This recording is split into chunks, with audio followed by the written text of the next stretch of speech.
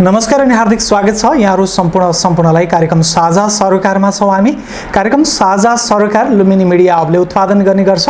यो कार्यक्रम रूपन्देहीको देवदह टेलिभिजन, लुम्बिनी प्रदेशका विभिन्न रेडियो स्टेशन, हाम्रो आधिकारिक फेसबुक पेज र युट्युब च्यानल मार्फत संसारभर हेर्न र सुन्न सकिन्छ।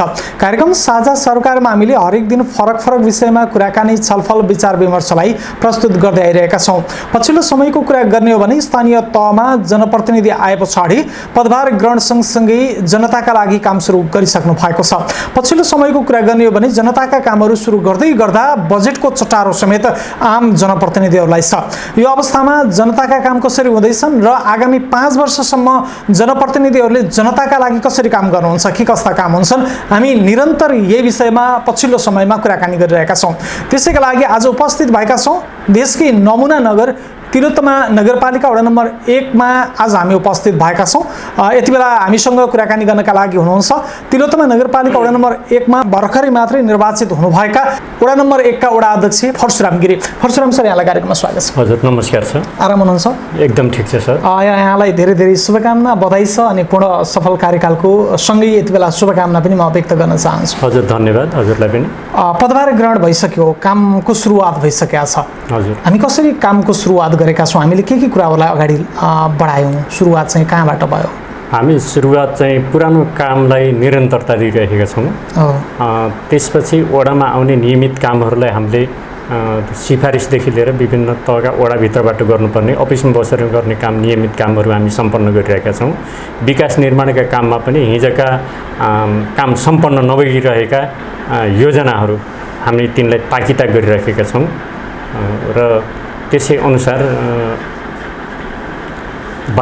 नयाँ बाटो पनि हामी निर्माण गर्ने सुरुवात गर्न गइरहेका छौँ। जस्तो यो शिवपुर डाइभर्टल सडक खण्ड अन्तर्गतको यसको जुन प्रदेश सरकारबाट विनियोजित गरिएको रकमलाई सदुपयोग गर्ने क्रममा चाहिँ अहिले सुरुवात 2तिर 420 मिटर नाली तयार गर्न लागिरहेका छौँ। यो लगभग 1 हप्ताभित्र हामी सुरु गरिरहेका छौँ र यो चाहिँ द्रुत रूपमा अगाडि बढेको छ। भनेको यो असारभित्रै काम सम्पन्न यो असारभित्र, असारको 15-20 गतेसम्म यसलाई हामी सम्पन्न गर्ने भन्ने हामी लक्ष्य राखेका छौँ र भोलिका दिनमा यसलाई निरन्तर रूपमा अगाडि बढाउँदै यसलाई चाहिँ तिलोत्तमा 1 को सीमासम्म सकेसम्म छिटै होइन भने हामी 5 वर्षभित्रमा यसलाई हामी सम्पन्न गर्ने लक्ष्य राखेका छौँ। यसलाई चाहिँ दायाँ बायाँको रिटेनिङ वाल र त्यसपछि त्यो नाली मात्र नभएर पिच, बिजुली, पानीलाई पनि व्यवस्थित गरेर त्यहाँसम्म पुर्याउनु पनि हाम्रो लक्ष्य छ। हामी त्यसै अनुसार तत्काल पहिलो काम हामी त्यहाँबाट सुरु गरेका छौँ भनेदेखि पुराना साथीहरू, पुराना वडा अध्यक्ष, यसमा निवर्तमान वडा अध्यक्ष सदस्यहरूले अगाडि सारेका योजनाहरूलाई हामी ताकिता गर्दा छिटोभन्दा छिटो सम्पन्न गर्नुहोस्। तपाईँहरूले चाहिँ 8-10 दिनभित्रमा यो सम्पन्न गर्नु भएन भने यो बजेट पारित हुँदैन। बजेट पारित भएन भनेदेखि तपाईँहरूको यो बजेट ल्याप्स हुन्छ। यो चाहिँ तपाईँहरू आफूले बेहोर्नु पर्छ है भनेर सबै अब त्यसका उपभोक्ता समितिका साथीहरूलाई हामी अलिकति आकर्षक गर्दै, अलिकति दबाब दिँदै उहाँहरूलाई काममा सरिक बनाएका छन्। लगभग काम सम्पन्न भइसकेका छन्। भनेको यो आर्थिक वर्षमा हुनुपर्ने वडाले विनियोजन गरेका विभिन्न योजनाहरू सम्पन्न गर्ने दिशामा तपाईँहरूले काम गर्नुहुन्छ? लगभग त सक्ने कुरालाई हामी सम्पन्न गरिरहेका छौँ।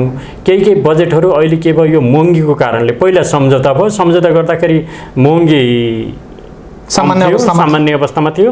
जब यो तेलको भाउ बढ्यो, अलकत्रको भाउ बढिसकेपछि जुन हामीले गर्नुपर्ने पिच र स्तर उन्नतिका बाटाहरूलाई हामीले अहिले सम्पन्न गर्न सकिरहेका छैनौँ। यो चाहिँ महँगीको कारणले 12-15 जना ठेकदारलाई बोलाउँदै हामी अब उहाँहरूसँग सम्पर्क गर्दै यो काम गर्नुहोस् भनेर हामी पटक भनिरहेका छौँ। योभन्दा पनि उहाँहरूले चाहिँ अब हामीलाई 12-15 लाख घाटा हुन्छ भनेदेखि तपाईँहरू यो काम सम्पन्न गर्दाखेरि 15 लाख जति घाटा हुन्छ भने हामी यो काम गर्न सक्दैनौँ। तपाईँहरूले नयाँ इस्टिमेट गराएर लिएर आउनुहोस्, नयाँ सम्झौता गर्नुहोस्, त्यस आधारमा गर्छौँ भन्ने कुराकानी उहाँ ठेकदारहरूले गर्नुहुन्छ। हामीहरू चाहिँ सम्झौता गर्न जाँदा पुरानो सम्झौता रद्द हुन सक्दैन भन्नेको यो आर्थिक वर्षमा पुरानो सम्झौता अहिले गरेको सम्झौता रद्द हुन सक्दैन। तपाईँहरूले यसै अनुसार कार्य सम्पादन गर्न सक्नुहुन्छ भने काम गर्नुहोस्, सक्नुहुन्न भनेदेखि अब बजेट ल्याप्स हुन्छ भन्ने कुराकानी आइसक्यो। त्यसपछि ठेकदारले काम गर्न नसक्ने, अब जनप्रतिनिधिहरू एकदम मारमा पर्ने, जनताले चाहिँ बजेट किन ल्याप्स भयो भनेर कुरा टीका टिप्पणी गर्ने त्यो भयो। अब टीका टिप्पणी गर्नु त स्वाभाविक हो। यो महँगीको कारणले गर्दा वास्तवमा यो तेलको महँगीको कारणले गर्दा, अलकत्रको महँगीको कारणले गर्दा ठेकदार हामीले ल्याउन नसकेको हुनाले अहिलेको केही बजेट फ्रिज हुने सम्भावना गइरहेको, तर यसलाई हामी निरन्तर कार्यक्रममा राखेर आगामी आर्थिक वर्षमा हामी छिट्टै नै कार्तिक मङ्सिरतिर नै यो काम सम्पन्न गर्ने भन्ने हामी नगरपालिकामा अनुरोध गर्दै हामीले यो काम गर्नेछौँ। हजुर, भनेको तपाईँको अघिल्लो आर्थिक वर्षमा भनेको यही चलिरहेको आर्थिक वर्षमा विनियोजन भएका केही योजनाहरू अब तपाईँको फ्रिज भएर जाने अवस्था चाहिँ देखियो होइन। यसले गर्दाखेरि त अब केही समस्याहरू पनि हुन्छ, विकासको काममा केही द्रुतता हुनुपर्ने थियो, त्यो चाहिँ हुन नसक्ने भयो। अब समय परिस्थितिमा यस्ता घटना घटिरहँदा रहेछन्। अब पहिला पनि यस्ता योजना आइरहेका रहेछन् र यो कोभिडको कारणले गर्दा त्यस बेलामा काम नभएर अर्को वर्ष काम गर्ने समय पनि नगरपालिकाले उपलब्ध गराएको रहेछ।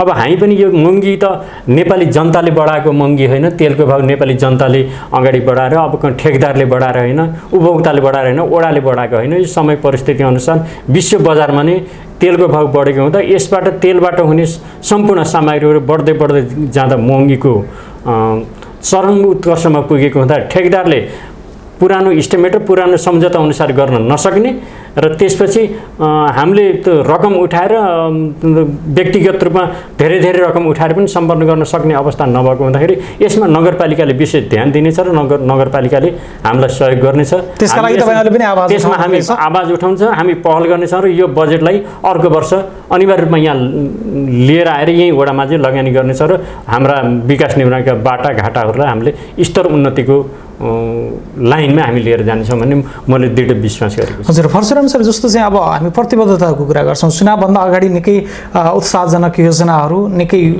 राम्रा खालका कार्यक्रमहरू सहित तपाईँहरू चुनावी मैदानमा जानुभयो, चुनाव जितेर आउनुभयो, त्यसैका आधारमा जनताले चुनाव जिताए होइन। अब 5 वर्षमा हिजो गरेका ती बाचाहरूलाई पुरा गर्न सकिन्छ? हामी त हिजो प्रतिबद्धता पत्र, हाम्रा घोषणा पत्र हामी जनतामा जुन छरेका छौँ, हामी छरेका घोषणा पत्रहरूलाई हामीले पुरा गर्नुपर्छ। हामी पुरा गर्नुपर्छ भनेर हामीले प्रतिबद्धता जाहेर गरेका छौँ। तपाईहरूले हामीलाई भोट दिनुहोस्, हामी जित्नेछौँ, जितिसकेपछि तपाईँहरूका समस्या हामी समाधान गर्छौँ भनेर उहाँसँग हामी प्रतिबद्धता जारी गरेको। त्यसैको आधारमा उहाँले भोट दिनुभएको, त्यसैको आधारमा उहाँले भोट दिनुभयो भने उहाँको विश्वास जितिसकेर भोट पाइसकेपछि यो काम गर्दैन म तर्कन्छु भन्न मिल्दैन। त्यो चाहिँ एउटा जनप्रतिनिधि, एउटा नैतिक जनप्रतिनिधिले त्यो कुरो गर्दै गर्नु। तर यो भन्दै गर्दा हिजो चुनावी घोषणा पत्र पो थियो, हिजो जस्तो भन्न जस्तो गर्न कहाँ सजिलो छ र भन्ने खालको कुराहरू त आउँथ्यो होइन। हामी हाम्रो घोषणा पत्रमा जे लिपि गरेका छौँ त्यो लिपिलाई हामीले गर्न नसक्ने तरिकाले जनतामा हामीले विश्वास बाँडेका छैनौँ, हामी काम गरेर देखाउँछौँ। 5 वर्ष पछाडि त्यो घोषणा पत्र लिएर यसै गरी सरसँग कुरा गर्छौँ। हामी यो घोषणा पत्र लिएर गएका थियौँ, यो घोषणा पत्रमा के कमी छ ल भन्नुहोस्, हामी के काम गरेनौँ तपाईँहरूले हेर्नुहोस् र अब आउँदो चुनाव, यो अहिलेको चुनावमा यो घोषणा पत्रलाई विश्वास गरेर फेरि पनि हामी प्रतिबद्धता पत्र लिएर आएका छौँ। यो प्रतिबद्धता पत्र, पुरानो प्रतिबद्धता पत्र यो हो, नयाँ प्रतिबद्धता पत्र यो हो। हामी यिनी काम तपाईँहरूसित वचनबद्धता गरेका प्रतिबद्धता पत्र हेर्नुहोस्, हामी त्यसै अनुसार विकास सम्पन्न गरेका छौँ र अब आउने दिनमा हामी यो गर्नेछौँ, हामीलाई विश्वास गर्नु, हामीलाई भोट दिनुहोस्, हामी त्यस आधारमा जान्छौँ। सर, सिलिङको कुरा गर्ने हो भने तपाईँले पाउने भनेको 50 देखि 70 लाख हो एउटा वडामा सिलिङको हिसाबले होइन। ल्याउन सक्नुभयो भने प्रदेश र केन्द्रबाट केही योजनाहरू चाहिँ ल्याउनु होला, ठुला योजनाहरू। ती आर्थिक कुराहरूले तपाईँहरूले हिजो जाहेर गरेका प्रतिबद्धताहरू पुरा गर्न सक्छ? त्यहाँनिर समस्या हो, गर्ने इच्छा शक्ति नभएको पनि होइन तपाईँहरूको, तर आर्थिक व्यवस्थाले त्यसलाई भ्याउँछ कि भ्याउँदैन भन्ने कुरा महत्त्वपूर्ण कुरा हुन्छ। हामी यो नगरपालिकाको जो सिलिङको बजेटमा मात्रै सीमित रहेर काम गर्ने भने हामीले 25% पनि काम सम्पन्न सकिँदैन। तपाईँले भनेको एकदम राम्रो कुरो, जायज कुरो हो। हामी नगरपालिकासित आश्रित हुनैपर्छ। हाम्रो संस्था, हाम्रो एकदम नजिकको संस्था र हामीलाई सहयोग गर्ने नगरपालिका, हामी उसको हात खुट्टा अङ्ग नै हौँ। हामी उसले नगरिकन हामीलाई हाम्रा विकास निर्माणका काम हामीले सम्पन्न गर्न सक्दैनौँ। तर नगरपालिकाले दिएका पैसाले मात्रै हामी सम्पन्न गर्न पनि सक्दैनौँ। यसको लागि हामी सङ्घ प्रदेशसँग हामी विशेष अनुरोध गरेर ठुलो योजना, जस्तो यहाँका बाटाघाटाहरू छन्, नालीसहितका बाटा बनाउनु पर्ने, जस्तो यो शिवपुर ड्राइभर सडक खण्ड भयो होइन। त्यसपछि जङ्गलको बाटो, जयकुटीको किनारदेखि जङ्गलको बाटो जसलाई रिङ रोड भनिएको छ, त्यो भयो। त्यसपछि जयकुटीदेखि भित्री यो तपा लाइन हुँदै तल शान्तिनगरसम्म जाने बाटो, र त्यसपछि न्यु लाइटदेखि सिधै यो त्यही शिवपुरसम्म, शिवचोकसम्म जाने बाटो, र त्यसपछि यो देवीथान मन्दिरको यो बाटो।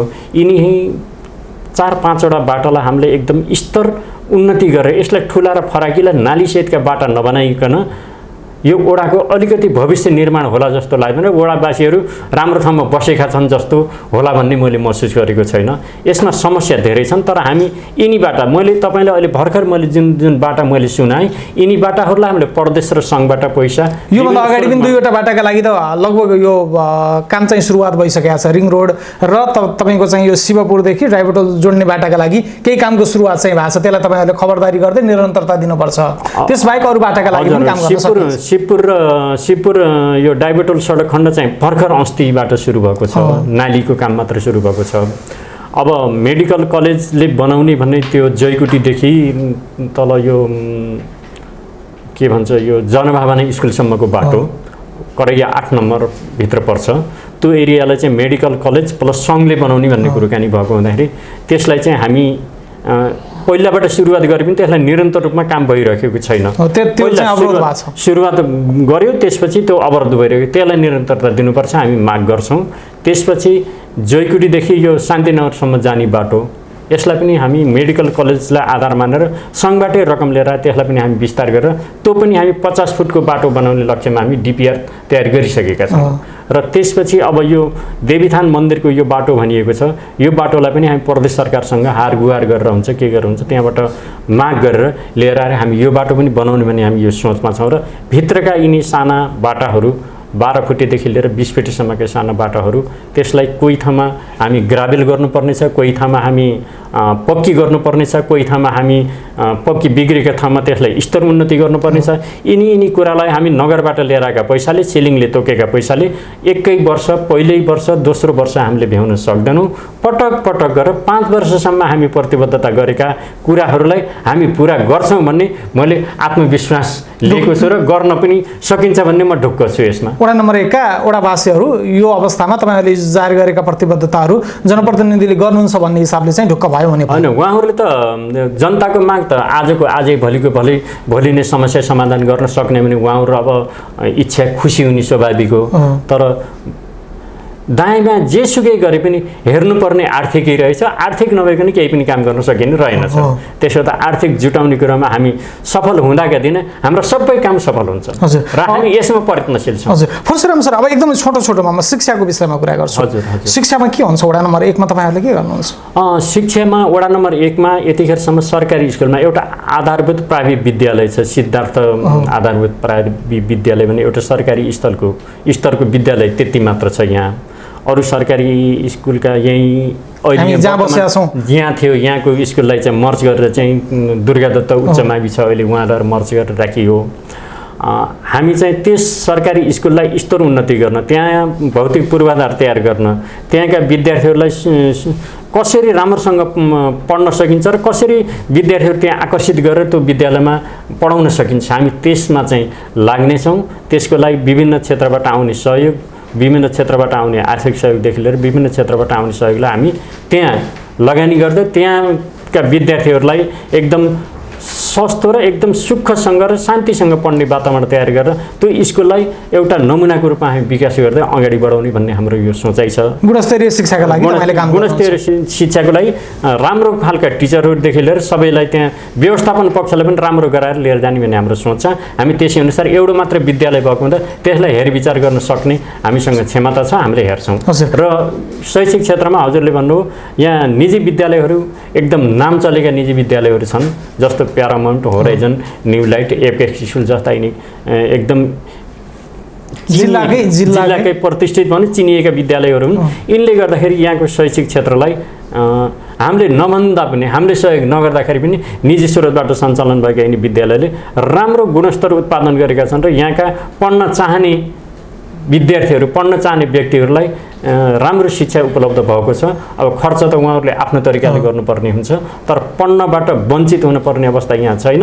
हामी नसक्ने असहायलाई चाहिँ दुर्गादत्त उच्च माविमा पनि पढ्नु छ, त्यसपछि आधारभूत सिद्धार्थ आधारभूत प्राविधिकमा पनि पढ्नु छ। हामी यसै गरेर एकदम अशक्त र सरकारी स्कुलमा पढ्न सक्ने विद्यार्थीहरूलाई त्यता लगाएको छौँ भनेदेखि अलिकति आर्थिक हैसियत भएका साथीहरू बोर्डिङमा कलेजमा प्राइभेट स्कुलमा चाहिँ जानुभएको छ। राम्रो स्कुलमा निजी स्कुलमा गएर पढ्नुभएको छ र शिक्षाको स्तर यो वडामा राम्रै छ जस्तो लाग्छ। हजुर परशुराम अब म अर्को विषय तपाईँको स्वास्थ्यको विषय निकै महत्त्वपूर्ण विषय पनि हो होइन, अलिकति सचेत भएको क्षेत्र। हजुर अनि त्यति धेरै तपाईँको चाहिँ सरकारी अस्पतालहरूलाई सरकारी स्वास्थ्य संस्थाहरूलाई विश्वास नगर्ने ठाउँ सकेसम्म बुटोल भैरुवा अथवा मणिग्राम क्रिमिसनमा जानुपर्छ औषधि उपचारका लागि, सामान्य ज्वरो आए पनि भन्ने ठाउँ चाहिँ तपाईँको क्षेत्रभित्र पर्छ। कसरी विश्वासमा लिन सकिन्छ यहाँका आम नागरिकलाई यहाँको सरकारी स्वास्थ्य संस्थाप्रतिको विश्वसनीयताको कुरामा? एकदम सही कुरो गर्नुभयो। यहाँका जनमानसमा चाहिँ अब हाम्रो एउटा जनस्वास्थ्य छ, वडा स्तरीय जनस्वास्थ्य कार्यालय छ, शिवचोकमा छ। त्यहाँ एउटा तपाईँले भने झैँ प्राथमिक उपचार जस्तो भइरहेको छ त्यो ठाउँ अहिले, प्राथमिक उपचार गर्ने संस्था जस्तो भइरहेको छ। त्यहाँ चाहिँ अब सिटामल चाहियो भने बरु मेडिकलमा जानुहुन्छ, स्वास्थ्य संस्थामा आउन उहाँलाई चाहिँ गाह्रो हुने अवस्था छ अथवा उहाँले बिर्साउनुहुन्छ। अनि त्यो पनि होइन, त्यहाँ भएका सेवा त जनस्तरमा जनताले लिइरहनु भएको छ, हाम्रो वडावासीहरूले लिइरहनु भएको छ, त्यहाँबाट पाइने सुविधा त्यसले थाम्न नसकेका कुराहरूलाई बाहिर जाने कुरो स्वाभाविक हो। त्यही पनि अलिकति यो ठाउँ अलिकति शिक्षित र अलिकति आर्थिक रूपमा मान्छेले आर्थिक जो गर्न सक्ने ठाउँ भएको हुँदाखेरि सामान्यभन्दा सामान्य कुरोमा पनि त्यसमा भर नपरेर हस्पिटलहरू जस्तो क्रिम्सन हस्पिटल बुटोलसम्म जाने, अलि स्तरीय मेडिकलहरूमा जाने, त्यो यो परम्परा यहाँ आजदेखि होइन धेरै वर्ष पहिलादेखि नै कायम हुँदै आएको हो। अब यो हाम्रो वडाले सेवा दिन थालेको पनि धेरै भयो छैन, 4 वर्ष जति भयो र जति सेवा दिएको छ राम्रो सेवा दिएको छ, जति सेवा दिएको छ त्यो वडाले सबैलाई चित्त बुझाएर दिएको छ र हामी खुसी छौँ। यसलाई स्तर उन्नति गर्दै हामीले कतिसम्म यसलाई अगाडि बढाउन सक्छौँ र कतिसम्म वडावासीको विश्वास लिन सक्छौँ, हामी त्यसलाई चाहिँ आधार मानेर अगाडि बढाउँदै यसको पनि विकासमा, यस स्वास्थ्यको क्षेत्रमा पनि यस वडालाई एकदम राम्रो वडा बनाउने लक्ष्यमा राखेको हामीले सोचिरहेका छौँ। र एउटा वडा भवन त वडामा चाहिँ एउटा जनस्वास्थ्य भवन बनाउनु पर्ने तड्कारो आवश्यकता छ। अहिले 36 को चाहिँ भवनमा तपाईँहरूले त्यसलाई सेवा 36 मौजा सामुदायिक सिँचाइ प्रणालीको तल्लो फ्ल्याटमा हाम्रो जनस्वास्थ्य चौकी छ। त्यहाँबाट वडा नम्बर 1 का सम्पूर्ण दाजुभाइ दिदीबहिनीहरूले त्यसले दिन सक्ने सम्पूर्ण सेवा लिनुभएको जस्तो खोप भयो। सरकारबाट आउने विभिन्न सेवाहरू त्यहाँबाट प्रदान भइरहेको छ।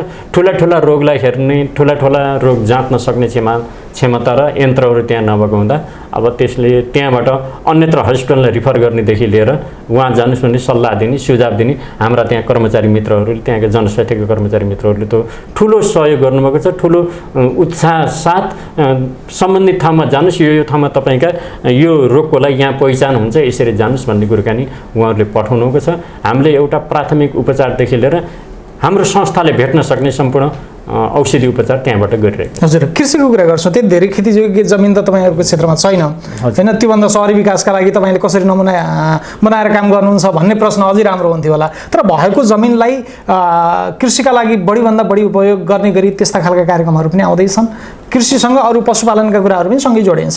सरकारले लागू गरेको नीतिअनुसार कुनै पनि जग्गा बाँझो नराख्ने भन्ने कुरोमा यसमा हामी धेरै सतर्क छौँ, प्रतिबद्धता छौँ र हामी सबैलाई तपाईँको घर वरिपरि भएका खाली जग्गा छन् भने तपाईँहरूले यसलाई सदुपयोग गर्नुहोस्, यसमा तरकारी लगाउनुहोस्, खेतीपाती गर्नुहोस् र यसलाई हराभरा बनाउनुहोस्, बाँझो नराख्नुहोस् भनेर हामी घर भएका वरिपरिका खाली जग्गा घर धनीलाई भनेका छौँ भने सम्बन्धित जग्गावालालाई पनि तपाईँहरूले यसरी यो जग्गालाई लावारिस नराख्नुहोस्। अलिकति भए पनि उत्पादन हुन्छ, उत्पादन भइसकेपछि त्यसलाई उपयोग गर्न पाइन्छ, हाम्रो पैसा चाहिँ अलिकति भए पनि बच्छ र खेत हाम्रो जमिन चाहिँ एउटा कृषि खेत हो भन्ने कुरो पहिचान गराउन पाइन्छ भने हामी त्यसरी सल्लाह दिइरहेका छौँ।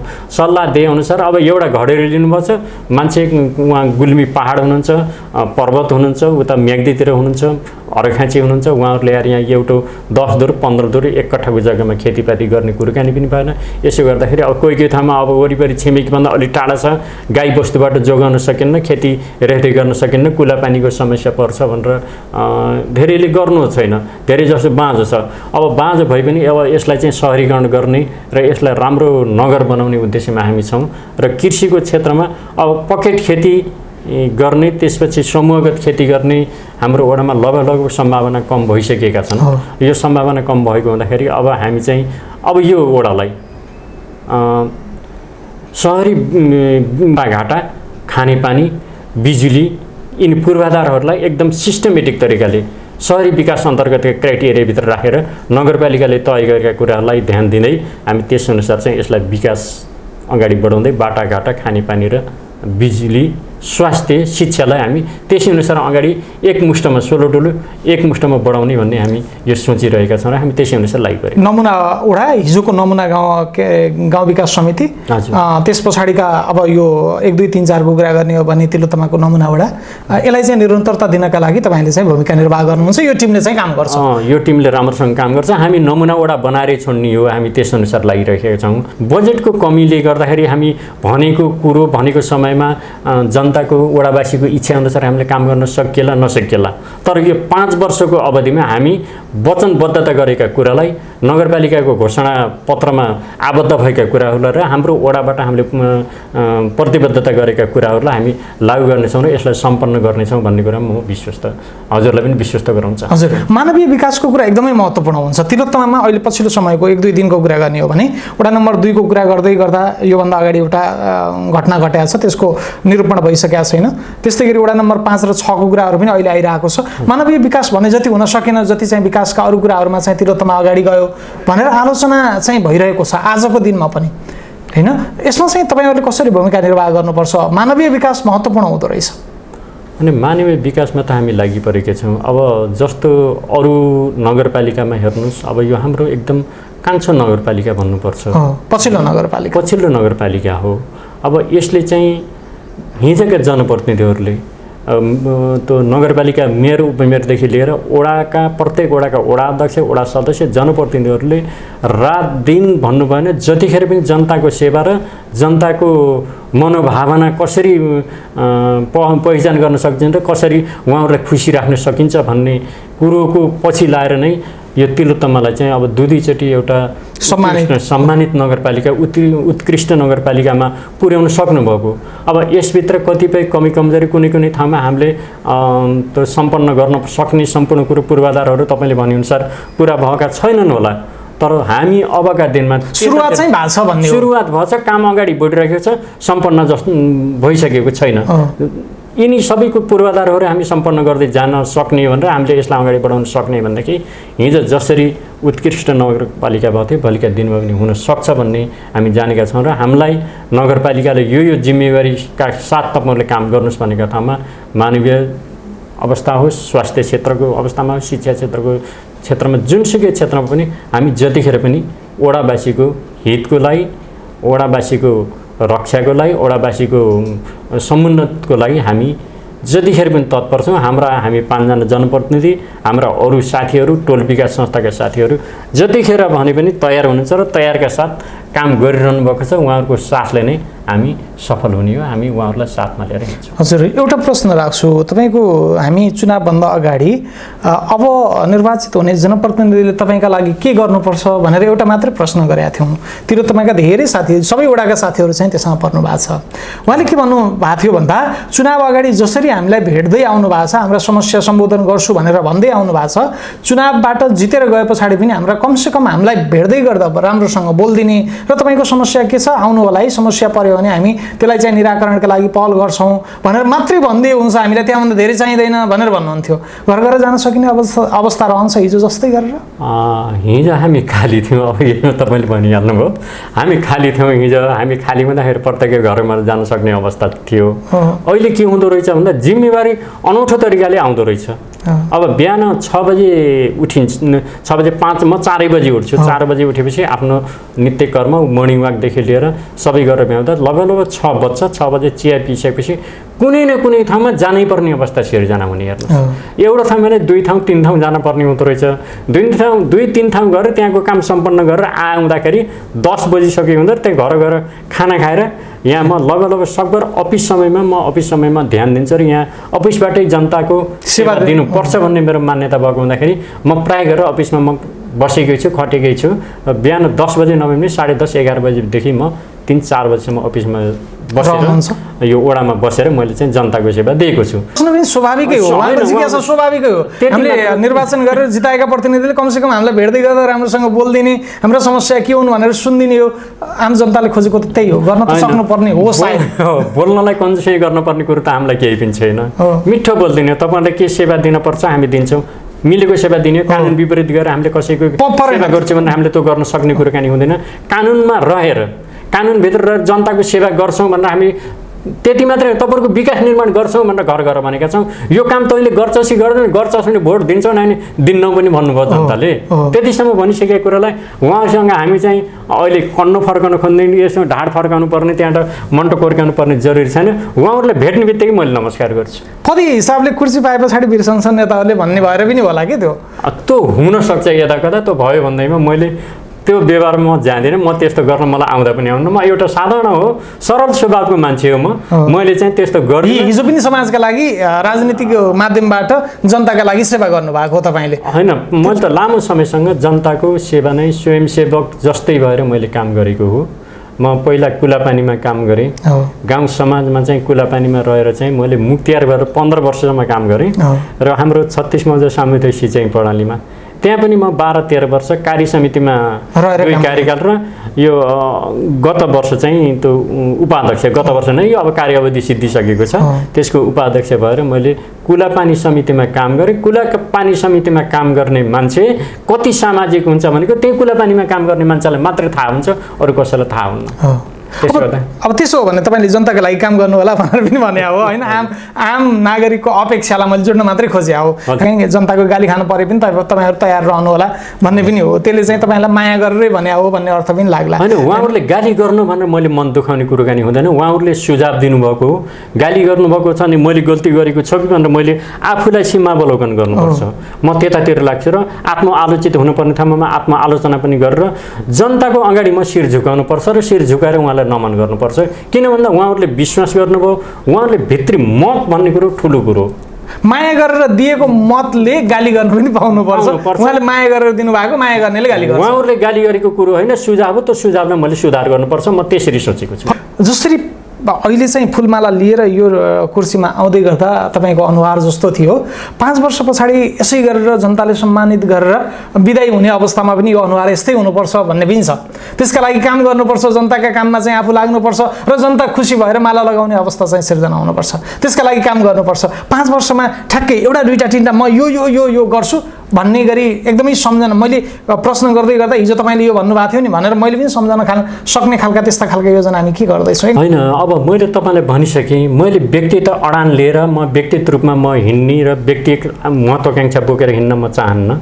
घोषणापत्रमा जुन प्रतिबद्धता हामीले जारी गरेका छौँ तिनी पुरा गर्ने। हाम्रा वडावासीले त्यसलाई ध्यान दिनुहोस् कि घोषणापत्रमा तिम्रो के बोलेका थियौ यो पुरा गर भनेर हामीलाई झकझकाइरहनुपर्छ। हामी त्यो काम गर्नुपर्छ। व्यक्तिगत कुरो मैले यो गर्छु भनेर फुर्का गाँस्ने आवश्यकता केही पनि छैन। हामीलाई एउटा पार्टीले उम्मेदवार बनाएको, पार्टीले उम्मेदवार बनाइसकेपछि पार्टीले घोषणापत्र तयार गरेको, त्यो घोषणापत्र हामीले पारित गरेर त्यसअनुसार काम सम्पन्न गरिसकेपछि हामीले दोस्रा तेस्रा कुरा लिएर हिँड्न पर्ने छैन। समसामयिक विषयका विकास निर्माणका भइपरि आउने कुराहरूलाई हामी तत्काल निराकरण गर्दै जाने हो र अरू कुराहरू जे छन् घोषणापत्रको आधारमा हामी डटेर लाग्ने हो, त्यसैलाई सम्पन्न गर्ने, त्यसै आधारमा हामी जाने हो। अन्तिममा हामीले त्यो घोषणापत्र टेबलमा राखेर यो बुदामा तपाईँले के गर्नुभयो भनेर हामी बस चाहिँ गर्ने। मैले तपाईँलाई भनिसकेँ, हुन्छ त्यो तपाईँले बस गर्न पाउनुहुन्छ भोलि बिहान। हामी भोलि बिहान अर्को चुनावमा भोट माग्न जाँदा मैले तपाईँलाई भनिसकेँ, एउटा हातमा हाम्रो पुरानो घोषणापत्र, एउटा हातमा नयाँ घोषणापत्र लिएर जाने वातावरण तयार गर्ने हो। हामी त्यसअनुसार लाग्ने। भोलि बिहान आउने जनप्रतिनिधि, भोलि बिहान वडा अध्यक्षमा उठ्ने जनप्रतिनिधि, वडा सदस्यमा उठ्ने जनप्रतिनिधि सिरी ठाडो गराएर जनताको अगाडि जाने परिपाटी गराउनु पर्छ भन्ने मेरो मनमा लागेको छ। अब काम गर्दै जाने, काम गर्दै जाँदा कहाँसम्म पुगिन्छ, नपुगेको ठाउँमा यो कारणले यो भएन भनेर भनिन्छ, पुगेका ठाउँमा तपाईँहरूसित वचनबद्धता गरेका कुरा यिनी सम्पन्न भएका छन्, यिनी बाँकी छन्, यो कारणले भएन भनेर जनतासँगै हामी जान्छौँ। अन्त हामी जानुपर्ने जरुरी छ। निकै धन्यवाद छ।